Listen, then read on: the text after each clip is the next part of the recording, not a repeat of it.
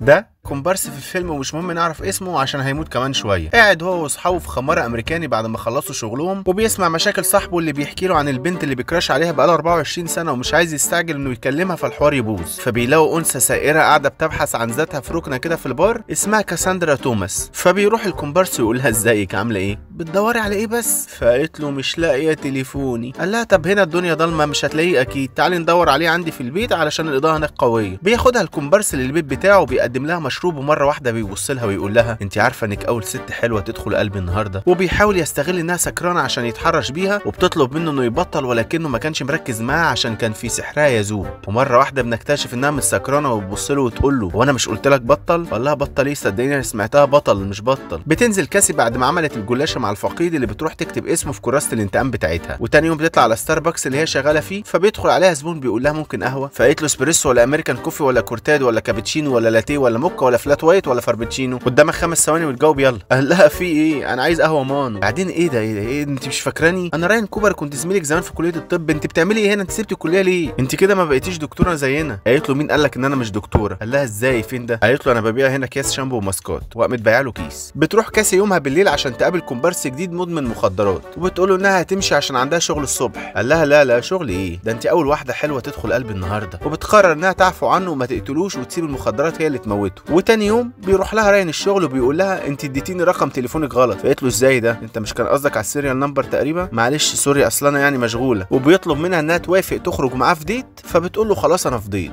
بتتطور علاقه كاسي براين وبيذوبوا عشقا في بعض، وبيعرف منها انها ما كملتش دراستها وسابت كليه الطب لسبب مجهول ما قدرش انه يفهمه. وبتعرف منه ان الكسندر منرو زميلهم في الدراسه زمان هيتجوز، وان مادوسن ميكفي زميلتهم خلفت توأم. وبيقول لها وانت كمان بقى يا قمر مش هنفرح بيكي؟ فقالت له اكيد بس ان شاء الله بعد ما نفرح فيكي يا طن. بتقدر كاسي انها تتواصل مع ماديسون اللي كانت زميلتها في الكليه، وبتروح تقابلها ويدردشوا سوا، ولكنها بتحط لها منوم في البيره بتاعتها، وبتقول لها انت عارفه انا سبت الكليه ليه صح؟ فقالت لها فقدت الشغف؟ فقالت لها لا انا فقدت صديقتي نينا اللي الكسندر منرو اغتصبها قدامكم كلكم وكلكم انكرتوا اللي حصل. فقامت البنت انتحرت، فانا ما قدرتش اكمل دراسه وسطكم وتحولت لوحش كاسر بقتل الكومبارسات بس عشان كرهت الصنف ده، نفسي يتلغي. فقامت ماديسون قالت لها انت ايه اللي فكرك بالحوار ده دلوقتي؟ بعدين لا مؤاخذه يعني ما تاخذنيش، ما هو انت برضو اللي سمعتك في الكليه كانت زي الزفت، عماله تذوبي عشقا في عيال الدفعه كلها لدرجه ان بقى اسمك كاسي مراجيح. فكان طبيعي ان صاحبتك يتاخد عنها فكره انها كده هي كمان، خصوصا انها يومها كانت سكرانه لحد ما اتعمت، فكان سهل انها تذوب فيه هي كمان. والست لو كانت سهله يبقى السكه مش مستاهله. بتسيبها كاسي وتمشي بعد ما اتفقت مع شخص ما انه لما المنوم يشتغل هيطلعها اوضته، فتصحى تلاقي نفسها على سرير راجل غريب وتحس بنفس اللي نينا حسته. وبتدخل على المهمه اللي بعدها وبتروح تشتغل عيله صغيره كده وتقنعها انها الميك اب ارتست بتاعت فرقه واما. فالبت قالت لها ده كلام بقى، ده اسمه كلام؟ انا بيك فان بيهم قوي. وبتقلب كاسي موبايل البت وبتطلع بيه على امها دكتور ووكر العميده بتاعت الجامعه اللي تقاعست في التحقيق بتاعت نينا لان مفيش ادله كافيه من وجهه نظرها، وقالوا لها خصوصا يعني انها كانت سكرانه. فقالت لها يعني هي بقت كده تمام قوي، بنتك دلوقتي سكرانه ومعاها مجموعه شباب بجنسيات مختلفه بيذوبوا فيها عشقا دلوقتي، فاتمنى ان يتبقى منها حاجه الصراحه عشان العيال فيهم راس حرب جامد قوي، وانا كنت جاي اسالك عشان بس ما احسش بتانيب ضمير، وموبايلها معايا هو لو مش مصدقه. فدكتور ووكر قالت لها انت ايه ده؟ انت قصدك نينا فيشر؟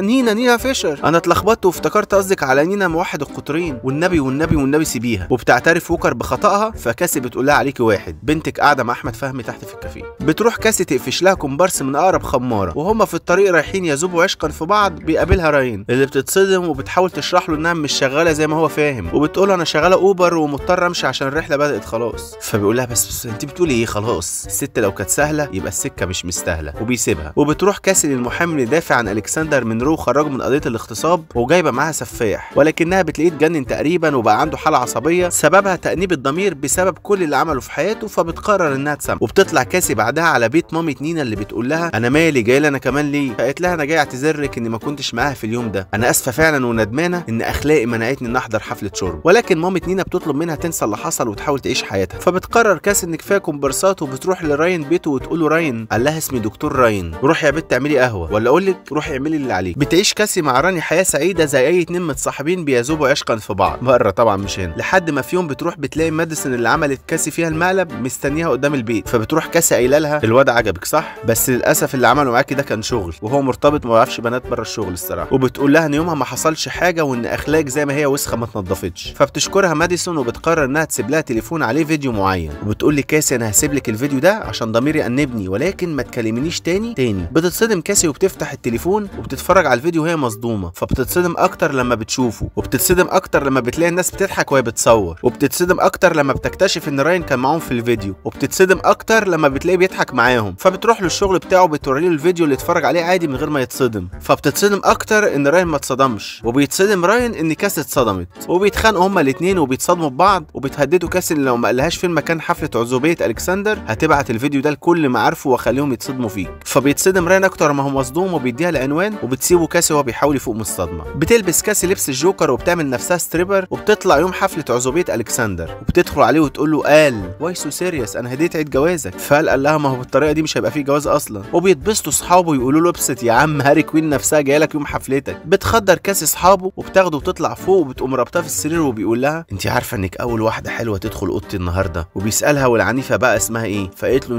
نينا فيشر. بيتوتر الكسندر اول ما بيسمع الاسم، وبيبتدي يجمع ويفتكر كاسي اللي لسه بتحاول انها تعذبه وتكتب اسم نينا على جسمه، فبيقدر قال انه يكسر الكلبشات، وبيقوم قافش المخده وحاططها على وشها لحد ما بتلفظ انفاسها الاخيره وتموت من الطرش، بعد ما سد ودانها وساب مناخيرها وبقها عادي. وبيدخل عليه الصبح جو صاحبه، فبيلاقيه قاعد بيعيط، فبيقول له ايه يابا، هو مين اللي صدم مين؟ الراجل الدكر طلع كوتا ولا ايه؟ فقال له انا قتلتها يا جو. فجو قال له ما تعيطش هنلحق نجيب لك واحده بدلها، لسه الفرح بالليل. وبياخدوا جثه كاسي وبيروحوا يحرقوها في الغابه. وقام جو سائل الكسندر مش هنكتب حاجه على قبرها؟ فالكسندر قال له هنكتب نم زعلها صحي دفنها. وبيدور عليها البوليس وبيسالوا راين لو يعرف اي حاجه عنها، فقال لهم لا انا ما اعرفش عنها حاجه من ساعه اخر مره كانت عندي هنا وسرقت صيغه امي وطردتها. وبعد كده بيروح يحضر فرح الكسندر، ولكن وهو قاعد ساند على البوفيه وعامل نفسه عبيط وساند على البوفيه مستنيه يفتح، بيبص على الستيج هيشوف انهي واحده بترقص احسن عشان يتجوزها، فبيلاقي مسج جاله من كاسي بتقول له بتبص فين؟ مش هتلاقي واحده تانية تكون مقاسي، ده انت اللي في القلب ولا انت ناسي؟ وبيكتشف ان كاسي قبل ما تموت كان عندها احساس ان الطلعه دي هتبقى مبروكه وهتبقى الاخيره، وانها بعتت الفيديو للمحامي الندمان وقالت له انها لو ما رجعتش في ظرف يوم ما تعملش حسابي خلاص واتغدى انت. وبيروح البوليس يقبض على الكسندر وبيلاقي جثه كاسي، وبيعرفوا ان كاسي خدت حق نينا وطلعت مش سهله، لان الست لو كانت سهله يبقى السكه مش مستاهله. ما تنسوش تعملوا لي فولو على الفيسبوك وعلى الانستجرام وعلى اليوتيوب عشان تتابعوا الفيديوهات الجديده، وتعملوا فولو للاستاذ احمد رضا اللي اخيرا خلص اجازته ورجع يمنتج معانا تاني. سلام.